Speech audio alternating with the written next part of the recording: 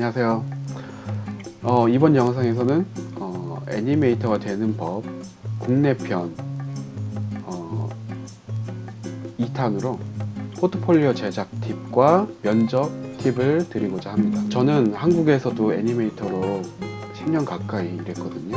그러면서 애니메이션 팀장도 했었고 인사과는 아니지만 인사를 담당하는 이 직원을 뽑겠다 안 뽑겠다 면접관도 해봤고요. 그렇기 때문에 여러분들한테 좀 더, 물론 조금 기간이 좀 지났기 때문에 지금과는 또 다른 분위기일 수도 있겠지만 한번 포트폴리오 제작과 면접 팁 그리고 약간의 썰을 풀어보도록 하겠습니다. 포트폴리오는 다시 한번 말씀드리지만 이 영상은 국내 취업을 위한 영상이에요. 해외 취업에 대한 취업 방법과 포트폴리오 제작, 면접 이거에 관해서는 따로 영상이 있을 테니까 없으면 조금만 기다려 주시고 그걸 참고해 주시고요. 지금 영상은 국내 취업을 위한 것입니다.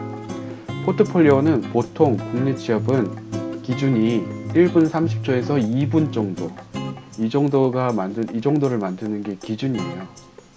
그리고 신입 애니메이터에 관한 경우에는 회사에서 꼭 보고 싶어 하는 것들이 몇 가지가 있어요.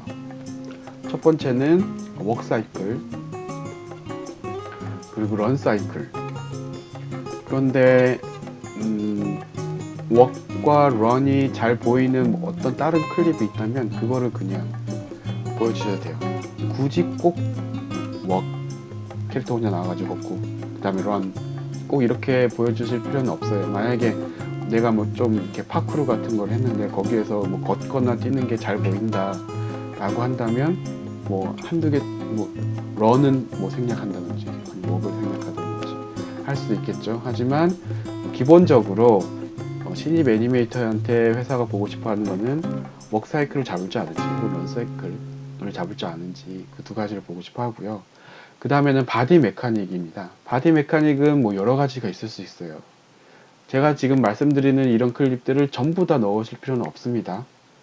그 다음에 이제 길이가 모자른다 한다면 이런 안 한 게 있으면 제가 말씀드린 것 중에 안 한 게 있으면 그 중에 하나를 추가해 본다든지 이렇게 하실 수 있겠죠.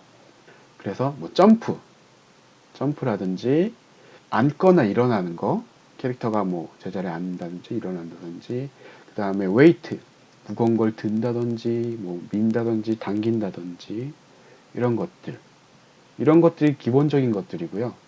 그 다음으로는 이런 것들을 하나로 좀 엮어서 되게 멋있는 액션, 요즘은 정말 많이들 잘 하시는데 그런 거를 하나 정도 만들어 보는 것도 괜찮겠죠. 자, 여기에서 제가 권유해 드리고 싶은 게 뭐냐면은, 만약에 점프를 한다. 옛날에는 저 때는 이런 것들도 있었어요. 아무런 공간에 볼판 공간에 아무것도 없어. 근데 갑자기 캐릭터가 화면 중앙에 딱 서 있는데 거기서 갑자기 하나 둘 셋 제자리 점프 그 다음에 컷 이렇게 돼요. 정말 재미없죠. 이런 식으로 해도 물론 돼요. 잘 하시면 이런 식으로 해도 되지만, 이왕이면 비슷한 실력에 비슷한 릴이 왔을 때 이왕이면 스토리텔링을 가지고 있는 이 사람을 기업은 선택하게 되어 있어요. 그러니까 이왕이면 점프를 해도 그 컷에 상황 설정을 하는 거죠. 이 캐릭터가 왜 점프를 하는지, 장애물을 건너간다든지 이런 식, 혹은 요 위에 사과나무에 사과가 열려 있는데 그 열매를 따고 싶다든지 어떤 이유에서든지 점프를 하는 상황이 있을 거고, 거기서 점프를 한다면 캐릭터가 그 다음에 점프를 하면서 지쳤어 그러면 힘들어 하면서 끝난다든지 어느 정도 이런 스토리텔링이 있다면 그냥 점프만 달랑 했던 클립보다는 훨씬 어필이 될 거예요. 이런 식으로 어떤 클립이든 스토리텔링을 좀 넣어주는 게 좋겠다라는 거고요. 그 다음에 바디 메카닉을 좀 했으면 이제 추가적으로 어떤 거를 더 넣을 수 있느냐, 판토마임, 대사가 없이 연기하는 거 있잖아요. 음식을 맛없는 음식을 먹었어. 패. 이런 거 할 수 있잖아요. 처음에 음식을 보고서는 기대. 난 배고파. 먹고 싶어. 이거 뭐지? 그다음에 딱딱딱 물병을 따든 음료수를 이렇게 따든 한 다음에 너무 목말랐어서 한번 꿀꺽 한 다음에 벌컥 마시고. 근데 이게 되게 맛없는 거야. 근데 제가 태어나서 처음으로 이온 음료라는 걸 마셨을 때 진짜 느낌이 이상했거든요. 막 그런 것처럼 막 이럴 수도 있잖아요. 제가 지금 설명하느라고 말씀을 드렸지 대사가 없는 아무 말도 안 하고 이런 연기를 하는 거 이런 것들도 판토마임인데 이런 것들도 넣으면 좋아요. 그 다음에 다이얼로그 액팅 신입으로 지원하시는 분들은 립싱크가 조금 어려울 수 있어요. 그러니까 너무 긴 클립을 하지 마시고 뭐 한두 마디 정도 하는 것도 좋으니까 한두 마디 짧은 클립을 퀄리티 높게 작업하시는 걸 추천드리고요. 그리고 이왕이면 캐릭터의 감정이 보이면 좋아요. 캐릭터가 슬픈지 기쁜지 화났는지 뭐 이런 감정 그냥 그래서 그랬어 애니메이터는 좋지 좋아 이렇게 입 모양을 잘한다고 해서 되는 게 아니라 감정을 이 보이스 사운드에 맞춰서 감정 연기를 넣어주시는 게 좋습니다. 자 이렇게 했는데도 뭘 넣어야 될지 모르겠다 하시는 분들은 뭐 컨스트레인이라든지 뭐 기어 체인지라든지 이런 것들을 부수적으로 넣을 수 있겠죠. 요즘은 뭐 춤도 많이 넣는데 춤도 막 이상한 이렇게 막 이게 튀는 건지 춤을 잘 춰서 이렇게 추는 건지 막 뭐 애니메이션을 못 잡아서 튀는 건지 이런 춤 하시지 말고 진짜 춤 같은 거를 나는 꼭 넣고 싶다 하신다면 뭐 발레라든지 현대무용이라든지 뭐 체조 같은 것들 뭐 그런 게 차라리 오히려 아니면 힙합 뭐 아니면 그 비보잉 이런 게 뭐 각기 같은 거 하지 마시고 그런 게 오히려 더 좋을 수 있고요. 말씀드린 컨스트레인이 뭐냐면은 뭐 어떤 물체를 든다든지 뭐 내려놓는다든지 아니면 들고 있다가 뭐 이쪽 손으로 넘긴다든지 이런 컨스트레인 뭐 뭔가를 들고 붙잡고 하는 컨스트레인이라는 거를 기본적으로 애니메이터가 알아야 되는 그런 기능이고 애니메이션 방법이기 때문에 이런 거를 넣어줘도 뭐 플러스가 될 수 있겠죠. 그 다음에 기어 체인지라는 게 뭐냐면 뭐 1단, 2단 뭐 이렇게 기어를 바꾸라는 게 아니라 감정이 변화하는 거예요. 아까 제가 판토마임을 설명하면서도 했던 게 어떻게 보면 기어 체인지라고도 할 수 있는데 처음에는 기뻤다가 그 다음에는 뭐 슬펐다가 화났다가 뭐 행복했다가 뭐 우울했다가 뭐 꼭 상반된 그런 감정이 아니더라도 어쨌든 감정이 변화한 거를 보여줄 수 있다면 좋습니다. 이런 식으로 하시면 한 1분 넘게 1분 30초 정도의 클립이 완성이 되실 텐데요. 내가 1분 한 20초를 만들었어. 10초를 더 하고 싶어. 1분 30초가 기준이 됐어. 어떡하지? 해서 막 되게 못한 작업을 넣지 마시고 양보다는 질입니다. 양보다는 질이에요. 그래서 조금 포트폴리오의 길이가 짧아지더라도 내가 좋은 클립이 없다면 거기까지가 지금 당장 내가 할 수 있는 최선이니까 좋은 클립만 모아서 제출하시고요. 포트폴리오를 제작하고 배치하는 것도 약간의 이 보는 사람과 나의 기싸움이라고도 할 수 있어요. 일단은 제일 잘한 거를 제일 앞에 두는 게 기본 정석이에요. 외국에서는 주로 잘한 순서대로 배치를 하라 라는 게 또 정석이라고 뭐 개인마다 뭐 하고 싶은 대로 하면 되지만 사실은 잘한 순서대로 배치하라는 게 정석이에요. 왜냐면은 외국에서는 포트폴리오를 끝까지 보지 않는 경우가 상당히 많기 때문에 잘했다가 좀 뭐 한다 하면 딱 끊어버리고 뒤에 저 잘하는 게 있었으면 보여주지 못하니까 그러니까 잘한 순서대로 무조건 배치하라 라는 이론이 있고 혹은 제일 잘한 거를 앞에 그 다음으로 잘한 거를 제일 뒤에 두고 이 두 개를 제외하고 잘한 순서대로 배치 이런 이론도 있습니다. 저도 국내에서 애니메이터 지원을 한다면 이런 식으로 할 것 같아요. 이런 식으로 많이 했고요. 제일 잘한 거를 앞에, 그 다음 잘한 걸 제일 뒤에, 그 다음에 잘한 순서대로. 왜냐하면 잘했네 하고 가다가 맨 마지막 인상도 좋은 인상으로 마무리 해주는 거를 목표로 하는 거죠. 목적으로 하는 거죠. 이런 구성은. 이런 식으로 본인이 원하는 구성으로 하시는 게 좋은데요. 일단 기본적으로 공통적인 거는 제일 잘한 걸 앞에다 둔다는 게 공통적이겠죠. 그리고 웍사이클이나 런사이클을 할 때의 넣을 때 주의점은 한 사이클만 넣으시면 당연히 안 돼요. 너무 짧잖아요. 보통 한 3, 4초 길게 넣으시면 뭐 더 넣으실 수도 있는데 그렇게 넣어주시면 좋고요. 그리고 사이클을 완벽하게 반복되는 하나의 사이클만 반복시키지 마시고 복사해서 길게 만든 다음에 그 중간에 하다못해 그냥 블링킹이라든지 걷고 있다가 깜빡하고 뭐 옆에 봤다가 다시 앞에 본다든지 한 번 정도 이 뭐 3초 막 이렇게 길게 가는 그런 클립 중에서 그렇게 하시는 게 훨씬 변화돼 보이고 훨씬 어필링해 보여요.